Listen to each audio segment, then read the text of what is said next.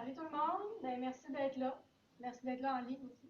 Dans le fond, on va commencer par se présenter. Je m'appelle Sophie, je suis coordonnatrice aux ressources humaines chez Ubisoft Saguenay. Ça fait 5 ans que j'y travaille, donc je suis depuis l'ouverture. J'ai vu grandir l'équipe de 11 personnes jusqu'à presque 100. Voilà, je connais très très bien notre environnement de travail. Si vous avez des questions, n'hésitez pas. Ça va t'installer? Oui. Moi, je suis recruteur chez Ubisoft Québec. Donc, je travaille aussi en collaboration avec Saguenay, parce qu'on travaille en étroite collaboration pour le recrutement. Puis, moi, ça fait 4 ans que je travaille chez Ubi. Puis, j'ai travaillé avec pas mal toutes les équipes sur programmation, design, art. Bref, c'est ça. Donc, voilà. Je vais parler une petite partie un peu plus Québec dans la présentation. Mais je suis aussi là pour répondre à vos questions sur n'importe quoi, n'importe quel sujet. Donc, on fait ça en duo, en team. Bonne chance. Bien sur Zoom, mais Allô, moi c'est Jeffrey. Je fais mes études ici à l'UQAM jusqu'en 2019. Je suis arrivé en 2016 au Québec. Je suis français. En 2019, je suis parti à Montréal quelques années pour le travail. Je suis revenu en 2021 au Saguenay et depuis début 2022 chez Ubisoft Saguenay, donc depuis pratiquement un an maintenant. Merci. Donc, je vais commencer par vous parler un peu de notre entreprise. En fait, vous savez un peu qui on est, mais on va y aller peut-être plus en profondeur. Donc, Ubisoft en chiffres. Ubisoft a été créé en 1986 à Carentoire, en France. Donc, on a fêté notre 35e anniversaire l'an passé, en 2021. Donc, on a eu quelques événements qui ont eu lieu durant toute l'année pour fêter le 35e anniversaire. Elle a été fondée par 5 frères, les frères Guillemot. Présentement, il y en a encore quelques-uns qui ont des parts ou qui sont encore gestionnaires sur certains studios, mais le principal gestionnaire de l'entreprise, c'est Yves, celui du centre. C'est notre grand patron.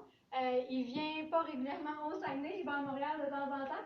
Il est venu une fois à Saguenay à la place du citoyen lors de l'annonce de l'ouverture du studio. Et puis, dans le fond, lui, il est encore très très présent au niveau de la production des jeux. Il garde une certaine mainmise là, sur l'éditorial et puis sur la direction que prennent les jeux avec son entourage, avec son équipe élargie de directeurs, etc. Nous sommes un des leaders de l'édition de jeux vidéo dans le monde, ce qui veut dire que nous sommes indépendants. Nous sommes une compagnie indépendante, donc nous sommes nos propres clients. On n'est pas affilié à une console en particulier. Nous, on fait des jeux sur le plus de consoles possible pour aller chercher le plus de joueurs possible. Donc, c'est pour ça qu'on dit qu'on est une compagnie indépendante, même si on est une multinationale et que c'est énorme, on reste quand même indépendant. Présentement, nous sommes plus de 21 000 employés partout dans le monde, donc ça fait vraiment beaucoup, beaucoup de gens. Répartis dans 50 villes, dans une cinquantaine de studios différents avec des spécialités différentes aussi. Donc, ça nous permet de collaborer. En fait, nous, ce qu'on fait à Saguenay, entre autres, on fait du co-développement, donc on développe des jeux, mais avec l'aide, nous, on aide d'autres studios, en fait, plus qu'eux nous aident. C'est nous qui apportons une expertise pour le développement des jeux qui sont l'idée dans d'autres studios. Une petite idée de la répartition des studios. On a une forte présence au Canada. Au Québec, on a 6 studios. Je me trompe-tu? 4. On a 4 studios et 6 au Canada. Donc, on a Montréal, Québec, Saguenay et nouvellement Sherbrooke. Donc, quand même, on est quand même assez présent au Québec. Là. On a une belle qualité de talent.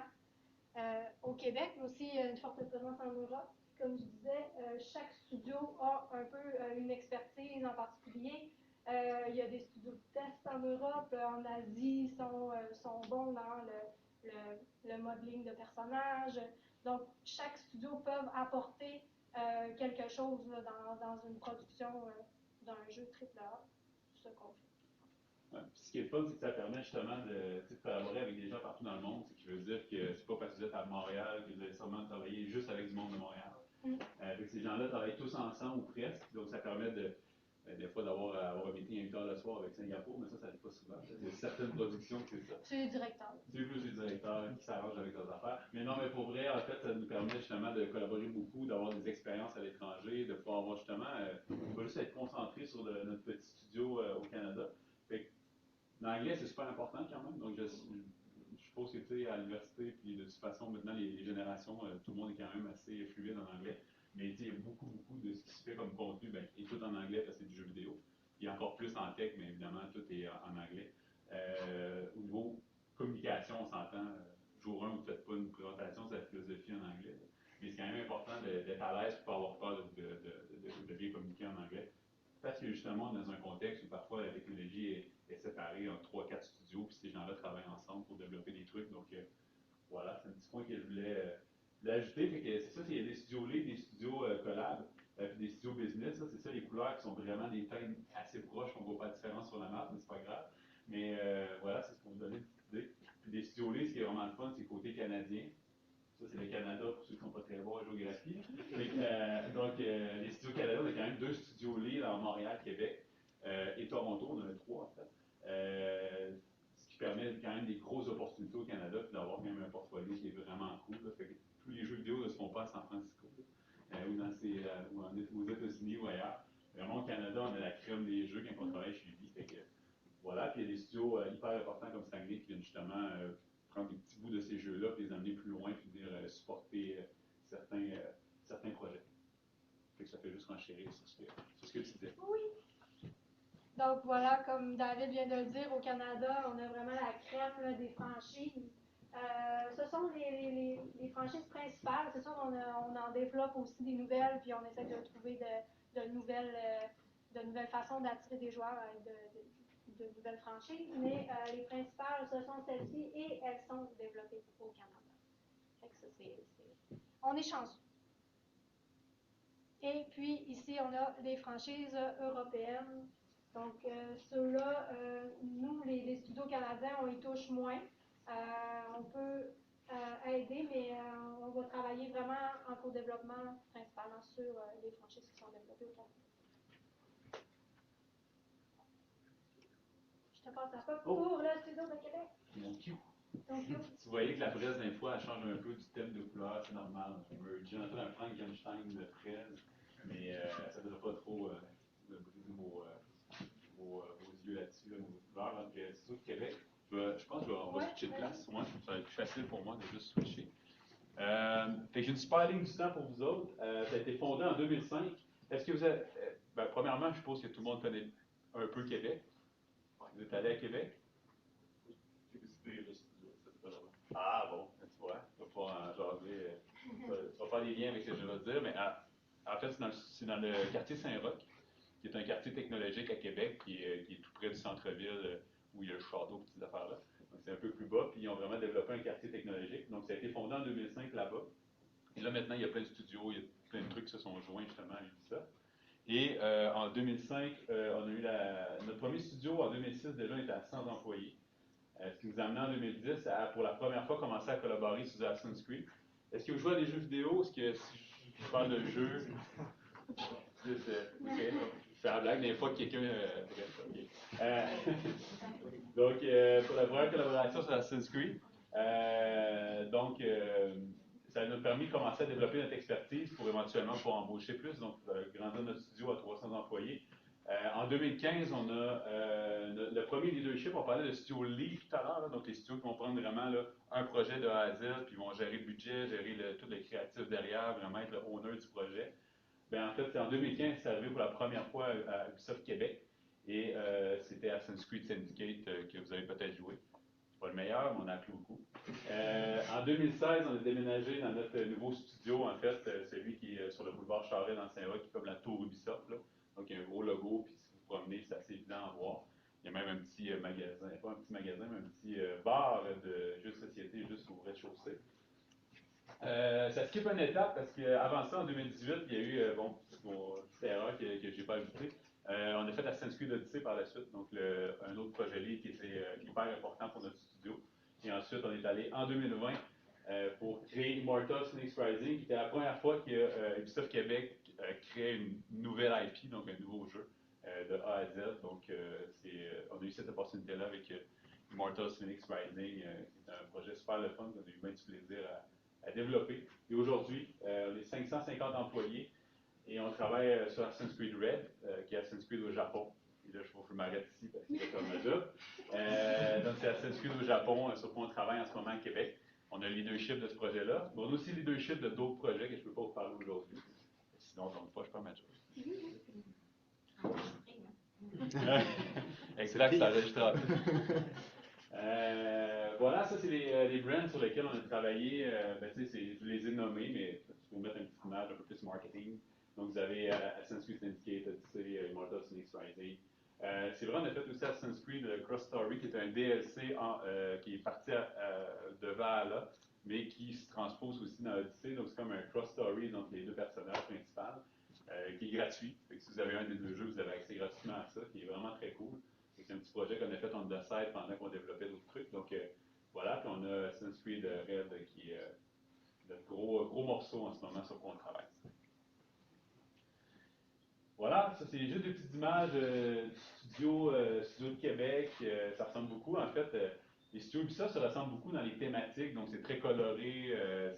Ça a toujours un lien un petit peu avec la ville, avec l'ambiance qu'on y retrouve. Donc, Saguenay ont aussi des super belles photos qu'on va regarder plus tard, mais voici pour Québec, ça ressemble un petit peu à quoi? Donc, des salles thématiques avec des gros chats, des gyms.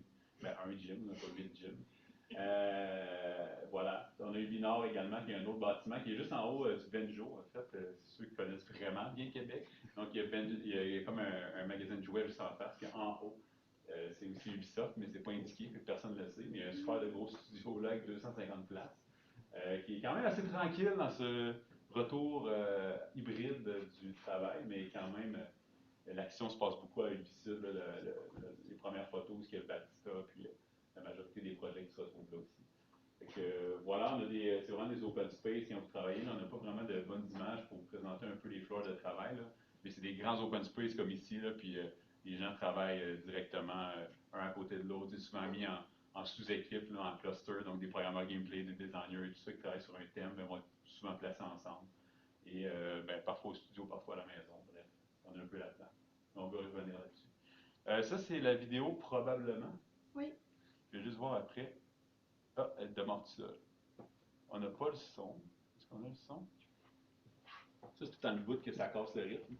Fait que je me lance dans le cassage de rythme. Le son, ici.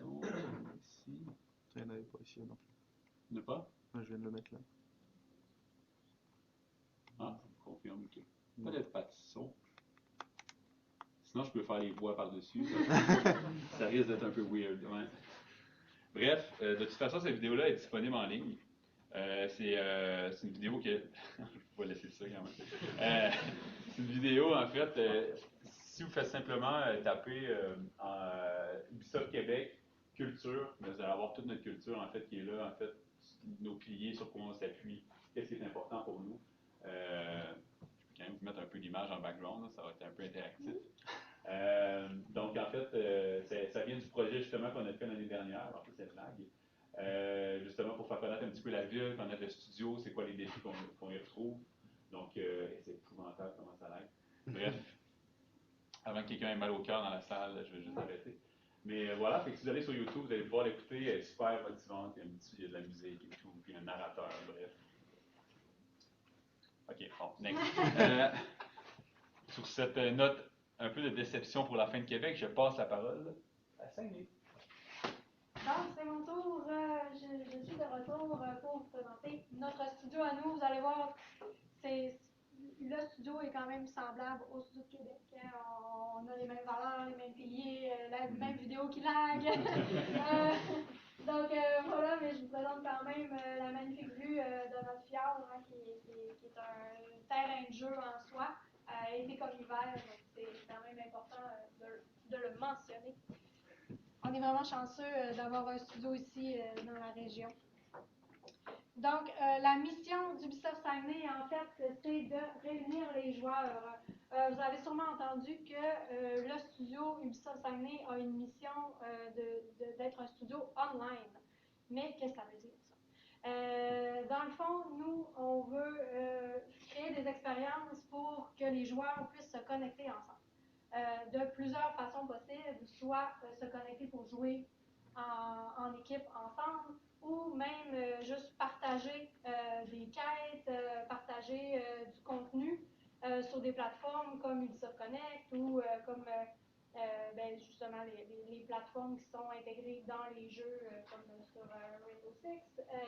Donc, on veut dans le fond que les joueurs aient des expériences ensemble. Puis, pour faire ça, ça ne prend pas non plus que de la tech. Ça ne prend pas seulement des programmeurs, mais on a besoin de tous les corps de métier, les artistes également. Parce que quand on va chercher des mandats, dans le fond, on va chercher des mandats de co-développement, comme on disait tout à l'heure, pour justement des jeux qui offrent des expériences connectées. Puis nous, une fois qu'on a trouvé le jeu qui offre une expérience connectée, ben nous, on va faire une fonctionnalité de A à Z. Donc, c'est comme ça qu'on va travailler au studio de Saguenay. Présentement, nous sommes en poste aujourd'hui. Il y a d'autres contrats qui sont signés et qui ne sont pas encore entrés, mais ceux qui sont en poste présentement, on est 87 au studio de Saguenay. L'objectif est d'être 250 d'ici 2030. Donc, David, beaucoup de travail. Et je le soutiens là-dedans. On a quand même un certain pourcentage de femmes. On encourage ça aussi, bien sûr. Donc, dans le studio, on a 20% de femmes. Donc, ça fait une belle diversité aussi. Puis, on est le seul studio de jeux vidéo 3A en région et au Saguenay. Donc, c'est un bel avantage qu'on a aussi.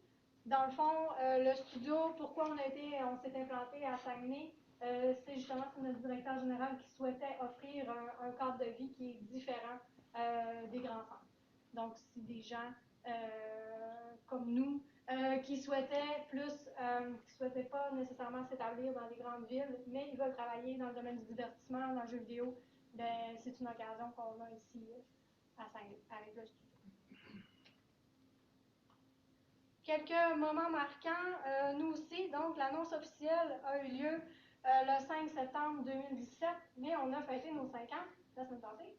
Le 9 février, donc vous avez sûrement, si vous suivez nos réseaux sociaux, vous avez sûrement vu des images. On a fêté notre 5e anniversaire la semaine dernière. Donc, ouverture le 9 février 2018, conférence de presse, la mairesse, le premier ministre de l'époque. Donc, on a fait connaître, en fait, le studio et les 20 premiers employés à la région et au Québec en entier. Donc, notre événement, justement, on a une équipe qui a travaillé sur Odyssée aussi. On a quelques personnes du studio de Saguenay qui ont eu la chance de travailler avec Québec sur Odyssey. Donc, on en a profité, nous, parce qu'on aime faire la fête au Saguenay, on en a profité pour faire un lancement de jeu au centre-ville, ici, le 5 octobre. Ensuite, nos premiers stagiaires. Donc là, ça a pris quand même 1 an avant qu'on bâtisse l'équipe, puis qu'on soit bien outillés pour accueillir les premiers stagiaires. Donc, on les a accueillis en août 2019 et ils sont encore avec nous, ces stagiaires-là. Dont deux, Justine, Soail, qui ont passé vers le côté obscur du studio de Montréal. Mais ils sont encore chez Ubisoft quand même. Sinon, les autres sont encore au studio à Saguenay. Donc, nous, c'est sûr qu'on veut offrir des opportunités à des gens talentueux comme vous. Donc, une fois qu'on a trouvé nos stagiaires, que ça fonctionne bien, c'est sûr qu'on aime ça légal. Ensuite, on a lancé le projet Hyperscape le 12 juillet en 2020. C'est un très gros projet sur lequel on a travaillé. Le résultat n'a pas été escompté. Dans le fond, les joueurs n'étaient pas tant présents. Mais nous, c'est notre plus gros projet qu'on a travaillé en 2020. C'est notre premier gros mandat qu'on a eu. Puis, il y a 20 personnes qui ont travaillé sur ce projet-là.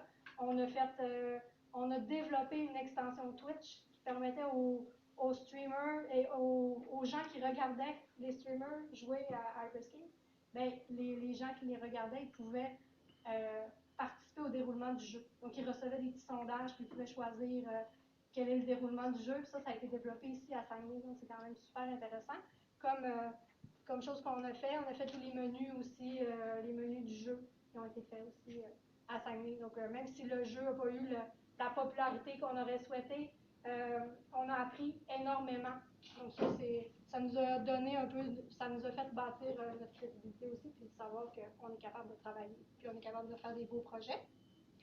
Ensuite, on a une équipe aussi qui a travaillé sur Valhalla, donc on a lancé ce jeu-là aussi. Une équipe qui a participé au développement de ce jeu. Et puis, un autre gros projet qu'on a eu, on a 35 personnes qui ont travaillé sur Rainbow Six Extraction, qu'on a lancé en janvier l'an dernier, en 2023.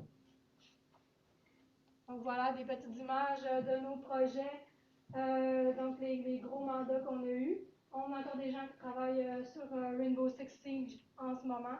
Donc, on peut voir que même si on est en région, qu'on est un petit studio, ben, on fait quand même de grandes choses. Donc, on participe à des projets vraiment intéressants.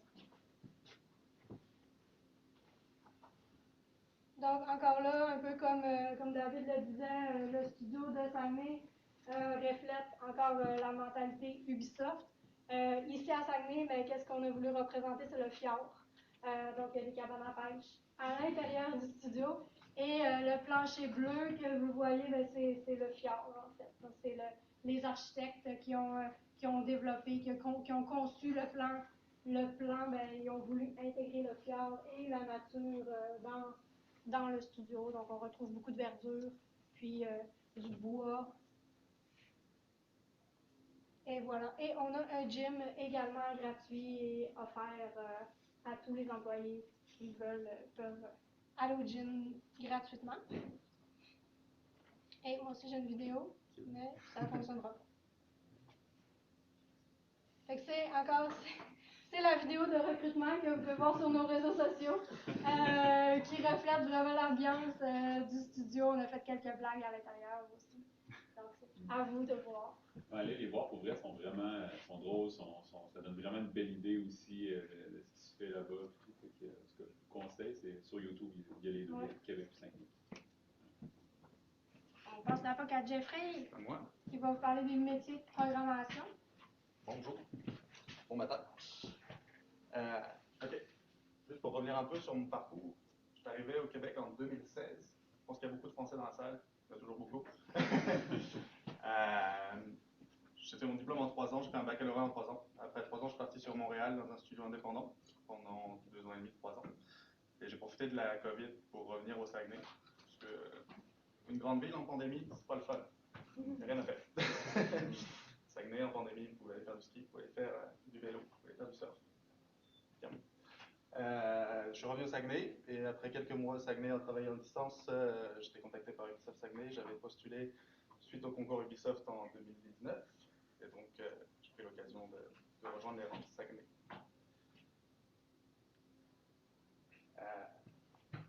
Qu'est-ce que c'est d'être programmeur chez Ubisoft Saguenay? Ok. Donc on a parlé des projets AAA.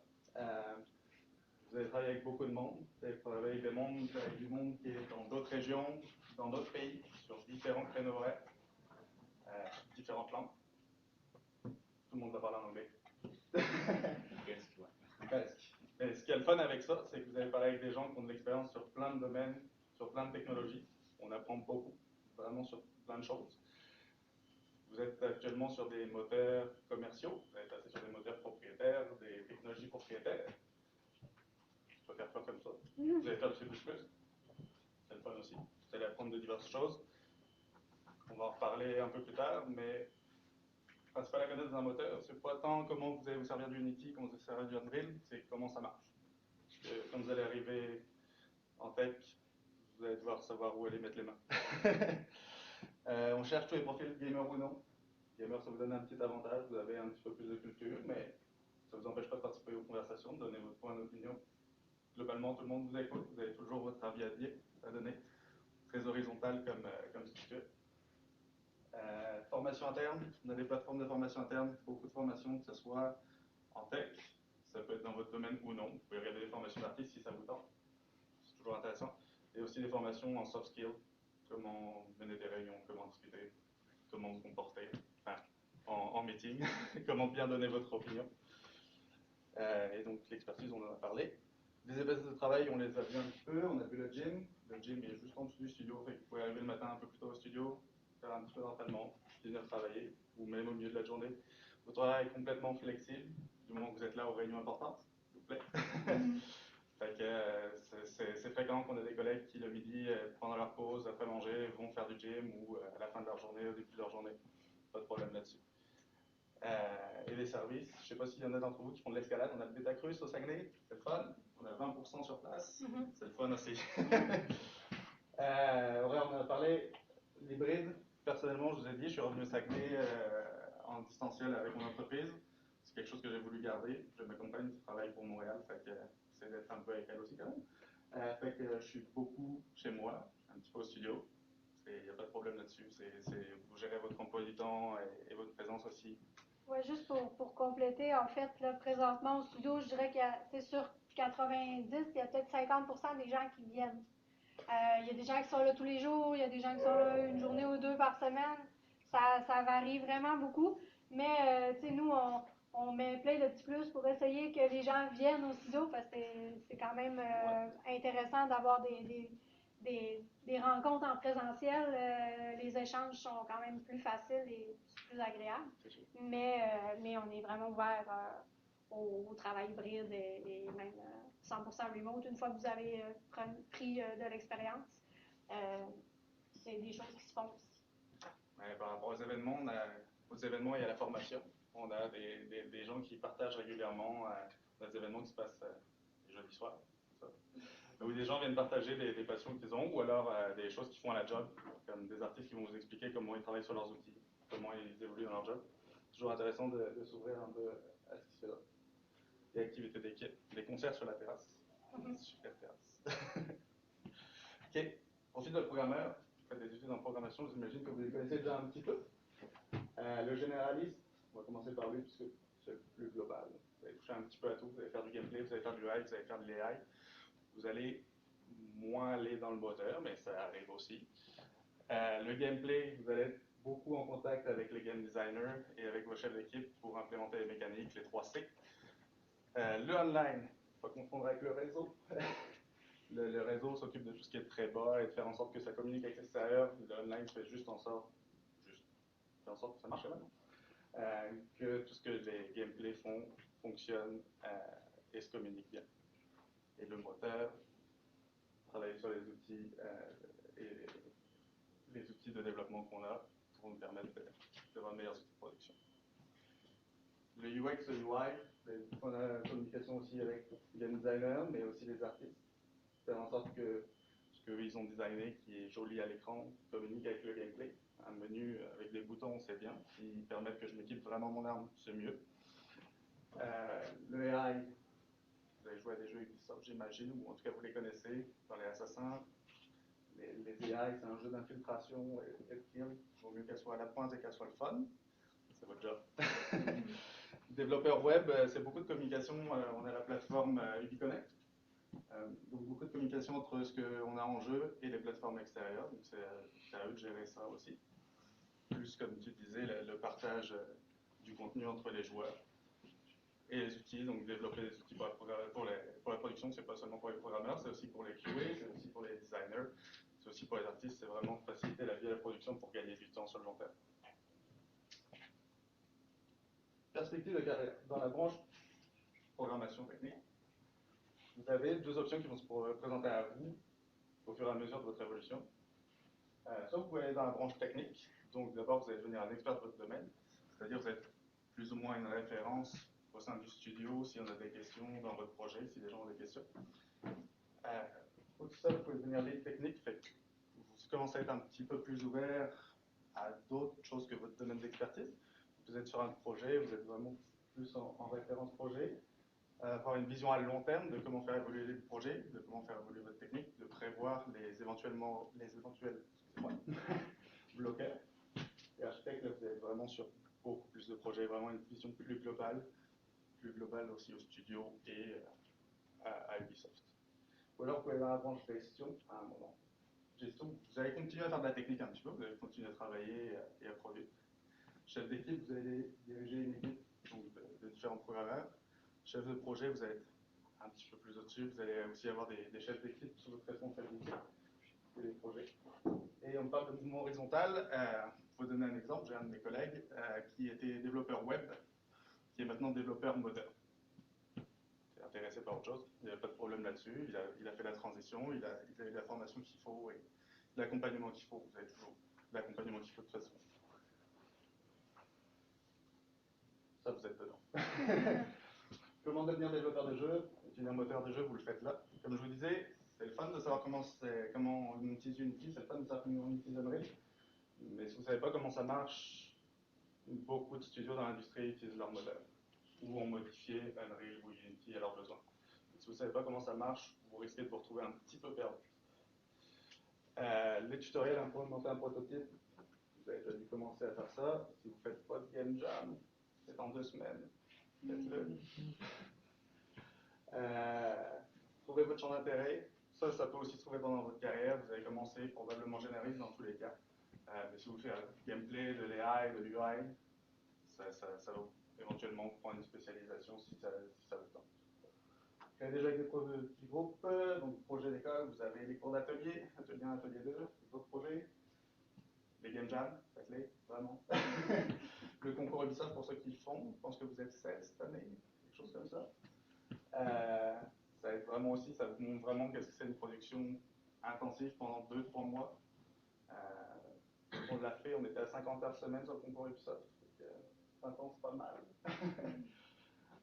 Mettez ça dans votre portfolio. Important quand vous mettez dans votre portfolio. Ce que je vous donnerais comme conseil, si vous faites aussi dans votre portfolio, vous mettez vos game jams. Mettez pas votre code. Vous l'avez fait en 48 heures, on sait que c'est pas beau. Vous les fait aussi. Si vous avez quoi que vous faites sur le site, que vous êtes vraiment fier, que vous trouvez que vous avez vraiment fait ça bien, mettez-le. Ça peut être cool. Mais globalement, ce que je regarde souvent dans un portfolio, c'est vous étiez combien dans l'équipe? Vous avez fait quoi? C'est le fun de me faire tester votre jeu, mais si je ne sais pas ce que vous avez fait dedans, ça m'intéresse moins. Et en combien de temps vous avez fait ça? C'était quoi vos contraintes éventuellement? Puis jouer à des jeux, c'est le fun, ça ouvre votre créativité, ça ouvre aussi votre vision sur les jeux. C'est là où vous pouvez dire au game designer de manière avec du tact quand même. C'est le fun ce que tu fais, mais ça va peut-être poser problème là, comme ça. J'ai testé ça la dernière fois dans un jeu. Mais... la bonne idée n'est pas toujours, c'est pas toujours le game designer qui doit l'avoir, c'est pas toujours le programmeur, c'est vraiment un travail d'équipe. Parfois, si vous avez des bonnes idées, même si c'est pas dans le côté technique de la chose, puis c'est vraiment plus au niveau peut-être design, level design ou whatever, ben, si vous jouez à des jeux, vous êtes informé ou vous vous intéressez à ce qu'ils font vos collègues, ben, c'est peut-être vous qui allez avoir la bonne idée qui va être dans le jeu finalement. Puis en plus, vous allez avoir géré le côté tech de votre idée. C'est juste, ça vous permet d'avoir des discussions plus riches avec les autres métiers avec qui vous travaillez. Donc, intéressez-vous aussi à tout ce qui se connecte autour de votre expertise. Puis quand vous avez vos meetings, régulièrement, vous avez des meetings de lancement de fonctionnalités sur lesquelles vous allez travailler. On prend l'avis de tout le monde, que ce soit du QA qui est là pour dire son avis sur qu'est-ce que ça va être utile pour lui débugger, du game designer qui a eu l'idée, qui a préparé son idée, du programmeur qui va dire ouais, mais peut-être que niveau tech, avec ce qu'on a fait actuellement, ça va bloquer. Enfin, on y réfléchit. Tout le monde est important, la communication est très très horizontale, j'y reviens encore, mais j'ai jamais eu de problème à Saguenay à communiquer, ou même au sein d'Ubisoft, à communiquer avec un de mes collègues. Dans mon ancien studio, comme je dis, on était moins d'une vingtaine, c'était très indie. On est 80, j'ai retrouvé vraiment l'ambiance et vraiment le côté d'écoute. Les outils qu'on utilise, je pense que vous en avez utilisé la majorité. Pour ceux qui travaillent avec le NAS, vous connaissez Perforce. On s'est habitué quand on est arrivé sur Git au début, mais c'est pas quand même.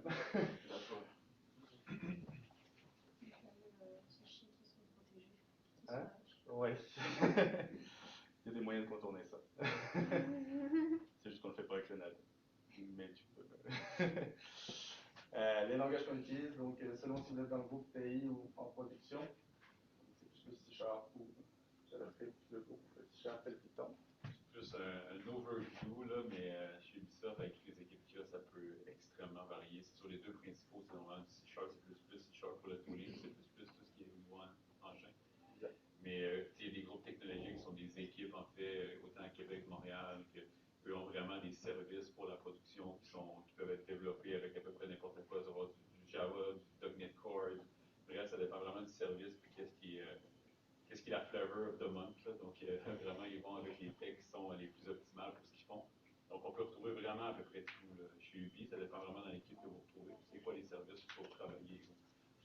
vous êtes vraiment in-game, sur les productions de jeux, ben, 90% du temps, ça va être celui-là ici. Vous allez faire les Python aussi qui est là, aussi, on voit un peu moins. Voilà.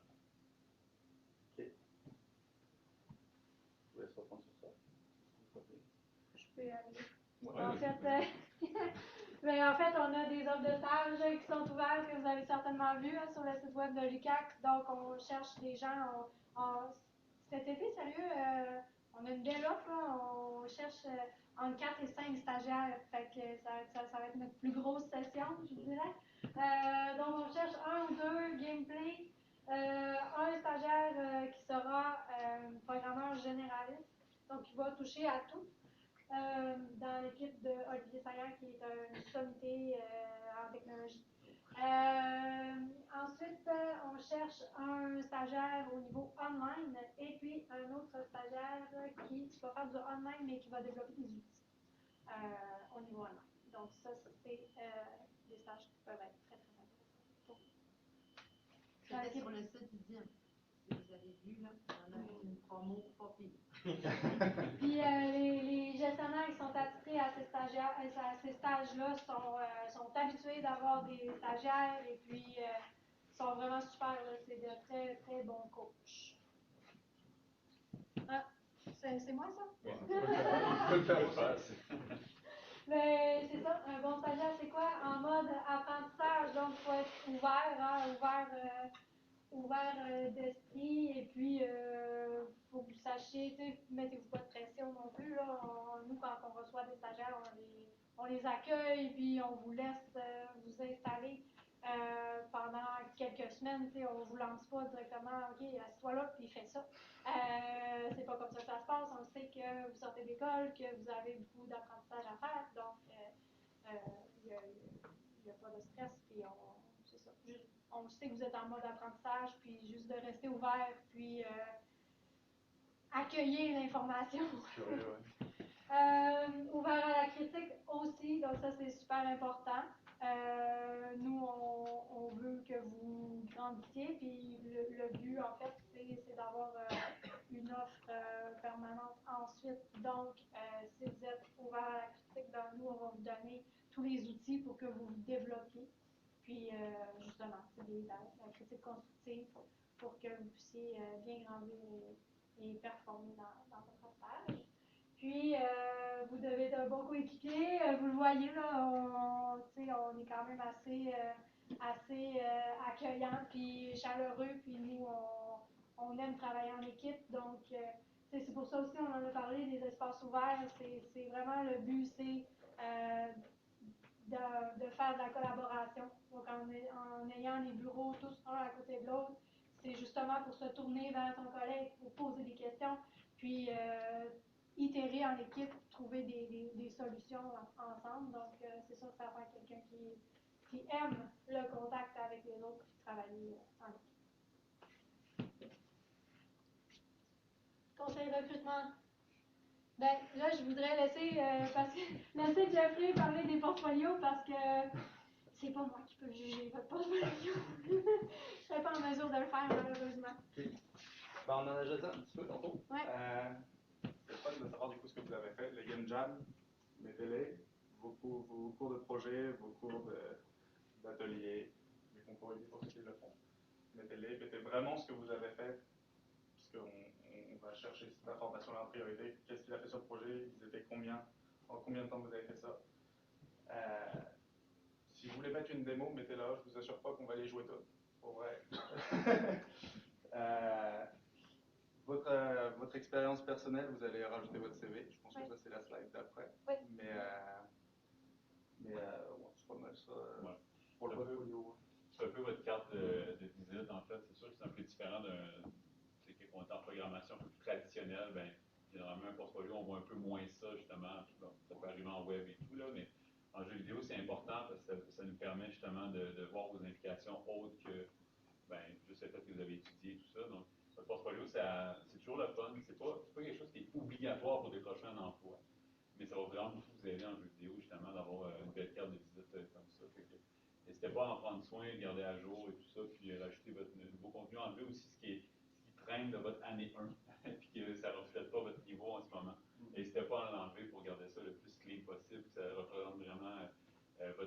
niveau de ce que vous êtes rendu. Mettez aussi les techs que vous avez appris. Je sais que vous n'êtes pas expert en rien jour 1, mais vous avez quand même appris des technologies un peu plus que d'autres dans certaines écoles. Il n'y a pas une école qui apprend les mêmes trucs là, au fait. Là. Donc oui, bon, C++ revient, mais si vraiment vous avez touché à des trucs, vous avez joué autant dans Unreal que Unity, vous pouvez lui mettre aussi un peu votre niveau de connaissance, comment vous vous positionnez avec du C#, du C++, tout ça. Donc, évidemment, ne mettez pas des trucs que vous ne connaissez pas, sinon on peut poser une question là-dessus et vous challenger en entrevue, vous allez jeter. Mais essayez vraiment de mettre des trucs que vous connaissez. Fait comme ça nous donne une petite idée aussi dans. On ne connaît pas les cours de toutes les universités non plus. UQAC, on connaît bien, mais quand même, c'est bien de mettre ce que vous avez appris dans votre parcours, vos techniques. Et voilà. Fait que, utilisez vraiment comme une petite carte de présentation de votre portfolio. Puis, ça peut être un format web que vous créez vous-même. Il y a aussi des différents fournisseurs que vous pouvez juste googler, puis c'est gratuit, puis c'est des plateformes qui permettent de faire un portfolio qui prend 2 minutes. Là, il y a 1 million de templates que vous pouvez utiliser pour vrai. Et il n'y a pas une manière mieux que l'autre. Voilà, à part nous envoyer un fax. Ça va, oui. Sur le site du DIM, il y a un article sur l'importance du portfolio pour les programmeurs. Vous allez faire un tour là-dessus, puis il me semble qu'il y a pas mal d'infos aussi qui viennent du site à ce sujet-là. Exact. Vous avez tout en fait là-dessus pour Oui, toutes les prochaines étapes. Là, il y a des articles sur. C'est pas obligé d'être en jeu. Si vous avez utilisé Unreal pour faire autre chose, vous avez une expérience VR, une expérience, mettez-le. C'est une expérience que vous avez fait du C++ éventuellement, ou du C# sur les CD Unity. C'est toujours important. Merci. Donc, puis pour le CV, en fait, dans le fond, nous, on veut savoir si, on sait que vous êtes étudiant, vous êtes finissant, donc on sait que vous n'avez pas une énorme expérience. Donc, gardez ça simple. Mettez-le justement, on en a parlé aussi, vos projets de Game Jam, ben, mettez-le que vous avez fait des Game Jam, parce que nous, on veut le savoir. Que vous avez travaillé au IGA, ça fait aussi. On veut le savoir aussi, mais gardez ça simple, pas obligé de tout décrire les tâches que vous avez faites, mais on veut savoir que vous avez eu une expérience de travail, une expérience de travail d'équipe, une expérience que vous avez déjà eu un gestionnaire au-dessus de vous. Donc, ça veut dire que, bon, ben, c'est sûr que vous avez déjà une certaine expérience de vie. Nous, ça nous intéresse aussi de le savoir. Puis, c'est pas mal ça, dans le fond, là, vos études, votre année de diplomation aussi. Ça peut nous aider aussi. Puis, quoi d'autre? J'oublie quelque chose, là? Gardez en tête, keep it simple, quand même que vous ayez le plus beau template avec plein de couleurs qui explosent, on voit rien de ça. S'il vous plaît, allez voir. Il y a tellement de trucs, des erreurs à ne pas faire quand on fait un CV. Là, sur le DIM, sur le site du DIM aussi, on voit des choses qui sont très créatives, mais qui sont un petit peu difficiles à lire. La créativité, allez-y dans votre portfolio plutôt que dans votre CV. Les programmeurs, pour vrai, c'est bien rare qu'on reçoit des épouvantables CV inlisables. C'est plus les artistes qui se laissent aller parfois, mais dans votre cas, généralement, c'est assez clair. Mais short and sweet, c'est pas obligé d'être beau. En fait, l'objectif, c'est que ce soit facilement lisable et qu'il y ait toutes les informations nécessaires. Donc, que ce soit utile, pas nécessairement éclatant comme CV. Vous pouvez décrire ce que vous avez fait aussi, les technologies que vous avez utilisées, votre langage de code que vous préférez ou que vous connaissez.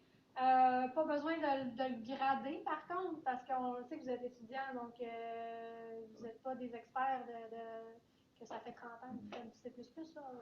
On n'a pas tous les mêmes échelles aussi. On n'a pas tous la même vision, donc pas besoin c'est ça, de le notifier, mais juste que vous avez déjà fait des choses avec le langage de code et puis qu'est-ce que vous avez fait avec ça. Puis, comme on dit, vous êtes étudiant, donc pas besoin d'avoir 3 pages. Une page, ça fonctionne très bien, c'est facile à lire. Au niveau de l'entrevue, ben, dans le fond, nous, on passe des entretiens, on va se voir tout à l'heure, un petit entretien rapide, puis ensuite, on aura une entrevue avec le chef d'équipe pour pouvoir faire la sélection finale. Donc, pour vous préparer, dans le fond, nous, on fait ça quand même très, on veut rendre les gens à l'aise. Donc, pas très formel. Par contre, si vous n'êtes pas à l'aise du tout à parler avec des gens que vous ne connaissez pas, pensez à vous pratiquer peut-être un peu avant ou pratiquer avec vos colocs ou devant le miroir, à répondre à des questions, à vous vendre. Pour nous expliquer, dans le fond, pour vous habituer à nous expliquer qui vous êtes et qu'est-ce que vous faites et qu'est-ce que vous aimez surtout, qu'est-ce que vous avez envie de faire. C'est ça qu'on veut savoir. Puis, sinon, si vous parlez vraiment beaucoup, vous avez de la misère à synthétiser. Encore là, c'est de la pratique. Gardez vos phrases courtes et simples. Puis, c'est des choses que vous pouvez faire aussi pour vous préparer pour l'entrevue. Pour l'entrevue de stage, c'est jamais une entrevue qui est bien challengeante. C'est vraiment une grosse partie, c'est du soft skills, donc l'attitude de la personne qui est évaluée et non le côté technique. Côté technique, bon, vous avez sur votre revue de notes, on a différents indicateurs qui nous permettent de voir un peu. On parle un petit peu aussi de vos projets. Tout ça, c'est là où on va parler un peu plus technique. Mais une grosse partie de l'entrevue, c'est juste est-ce qu'on a un bon stagiaire qui justement répond aux 3 critères qu'on parlait tout à l'heure. On a quelqu'un qui va apprendre, on a quelqu'un de motivé, avec qui ça va être le fun de travailler, de coacher, quelqu'un qui est ouvert au feedback. Fait que c'est vraiment plus une entrevue dans ce sens-là. Donc, en fait, j'ai jamais vu une entrevue de stagiaire où la personne a été challengée techniquement au point de être capable de parler du tout. Fait qu'on n'est vraiment pas là-dedans dans des entrevues de stage. On sait que vous avez un niveau de débutant, puis on est là pour vous accompagner. On est beaucoup plus dans aller trouver la bonne personne avec qui on va pouvoir apprendre des notions que vraiment de. C'est pas ce jour-là que vous allez révolutionner le jeu vidéo, là, malheureusement pas. Ça va être peut-être plus tard dans votre carrière. Donc, c'est une entrevue qui est quand même assez détendue. Là. Donc, c'est pas une entrevue qui est très, très, très stressante ou challengeante, même si, bon, ça reste une entrevue quand même. Donc, voilà. Je dirais pas qu'il y a des articles là-dessus sur le site. Je dirais pas. Je crois qu'on est sorti du dîme ce soir. Ouais, faire vos devoirs. Dans le fond, ça conclut. Donc, n'hésitez pas à vous connecter avec nous sur LinkedIn. On est quand même très, très actifs. Moi et David, entre autres. Moi, j'y suis régulièrement, ouais, mais je poste aussi. pas. Mais si vous avez des questions, justement des questions métiers, Jeffrey est là pour y répondre. Des questions plus recrutement, comment ça se passe, ambiance. Moi et David, on est tout à fait ouverts aussi à répondre à vos questions. Est-ce que vous en avez là, tout de suite? Non? Qui casse la glace? Ah ouais? Non, mais est-ce que voulez-vous une lettre de présentation, etc. ou pas tout? Oui. Ouais. Moi, je les lis. Je ne sais pas pour toi, Sophie. Moi, je les lis. La lettre de présentation, 3-4 lignes, puis pas un template que vous avez trouvé sur Google, c'est épouvantable. Alors, veuillez agréer vos remerciements, en tout cas. Évitez ça le plus possible. On veut vraiment 4-5 lignes qui vous présentent pourquoi vous avez décidé d'étudier le CAC, qu'est-ce qui vous intéresse du jeu vidéo, pourquoi vous ça. C'est vraiment quelque chose qui est votre couleur à vous, là, que vous avez pris le temps de rédiger. On le sait que vous allez l'utiliser pour toutes les autres compagnies, Pinox ou whatever. Faites juste changer le nom dans votre template, s'il vous plaît. Parce que quand que je vois d'autres compagnies, puis je veux d'autres travailler chez Warner, ben là, je ne peux pas écrire la bonne compagnie. Fait que, juste faites attention avec vos templates. Si vous avez créé déjà votre lettre, tout ça, ben, au moins ayez le souci de l'adapter à la compagnie que vous envoyez votre lettre. Mais faites-en une. Moi, je l'ai lu, puis sérieusement, vous avez à présenter parfois des game jams, vous avez un peu de contenu à présenter, mais ça va juste vous aider à rajouter encore un autre truc qui vous permet de vous rapprocher du recruteur qui va lire votre CV, puis de l'équipe qui va vous rencontrer. N'hésitez pas à faire une lettre de motivation. Si vous n'en mettez pas, on ne vous dit pas qu'on ne va jamais vous contacter. Mais moi, j'aime ça les livres, j'aime ça les voir. Puis il y a certains gestionnaires que c'est vraiment important, d'autres un peu moins. Fait que prenez pas de chance, faites-en une. Bonne question. Ouais. Passe la glace. Juste pour rajouter aussi, moi, personnellement, je la regarde en deuxième, la lettre. Je regarde si j'ai dans votre CV, je vois pas ou j'ai de la misère à vous caser lequel des différents métiers de programmation qui vous intéresse le plus. Là, je vais lire la lettre de présentation qui va me guider plus, en fait. Qui va dire, ben moi, je postule pour un poste de programmeur généraliste. OK, c'est bon, c'est ça que je souhaite. Donc, c'est dans cette optique-là, moi, que je vais prendre attention à la lettre de présentation. D'autres questions? Pas des questions plus générales sur Ubisoft, sur la vie chez Ubi, Ubisoft Québec, Saguenay, Ubisoft Singapour. Hong Kong. t'aimes ça, Singapour? Ça fait 2 fois que tu es là. Non, en ce moment, je suis en communication avec les Ah. C'est eux qui l'aiment bien. C'est pour ça que je suis un peu fatigué. Ouais, voilà. C'est bon? On Pas est de heureux. questions en ligne. Il y aurait des insultes. Moi, c'est une question sur les stages. Vous parlez des stages en été. Est-ce que c'est possible de les commencer en septembre? Oui. Ok. Ben, c'est cool. Ouais, c'est ça. Ben oui, mais dans le fond, on le sait, les finissants à la maîtrise, ils finissent en juillet, en juin. Donc, puis souvent, ben, vous voulez aller faire un petit peu de vacances en France. Donc, on est ouvert là, à des entrées en août, ben, début septembre. Ça peut être à discuter. Par contre, c'est à votre avantage de débuter et de finir votre stage le plus rapidement Oui. possible. Oui, si vous avez un 6 mois, là, je vous conseille de le faire, c'est ça, le plus tôt possible parce que pour la demande de permis post-diplôme, et si vous n'êtes pas inscrit à la session d'hiver, on vous demande une lettre d'attestation que vous êtes toujours étudiant, vu que la fin du stage n'est pas dans la même session. Donc, si votre stage chevauche la session d'automne et la session d'hiver, donc là, on vous demande une attestation comme vous êtes toujours inscrit à l'UQAC, mais pourtant vous n'avez pas de cours à la session d'hiver. Donc, c'est des choses que c'est ça, qu'on doit gérer. C'est nous qu'on doit produire la lettre, mais c'est vraiment votre avantage. Si vous partez 6 mois en voyage, puis qu'après ça, vous dites, oups, je commence mon stage, ça complexifie votre situation. Je parle des étudiants étrangers, là, pour la plupart. L'immigration, c'est pas le fun. C'est ça, vous êtes résidents permanents, les citoyens canadiens, c'est pas la même chose. Mais si vous êtes, c'est à votre avantage de commencer, de finaliser votre stage le plus rapidement possible parce que ça peut complexifier un peu les étapes. Ouais. Par la suite. Ben, c'est une demande, c'est des demandes de documents supplémentaires. Puis, Et dans ce cas-là, si on commence plus tôt, parce que moi j'aimerais bien effectivement rentrer voir ma famille, c'est possible d'être plus distanciel pendant quelques mois. Encore là, c'est ça, c'est difficile parce que pour les stagiaires, nous, on veut vous voir travailler. Ah, mais c'est même impossible pour nous légalement.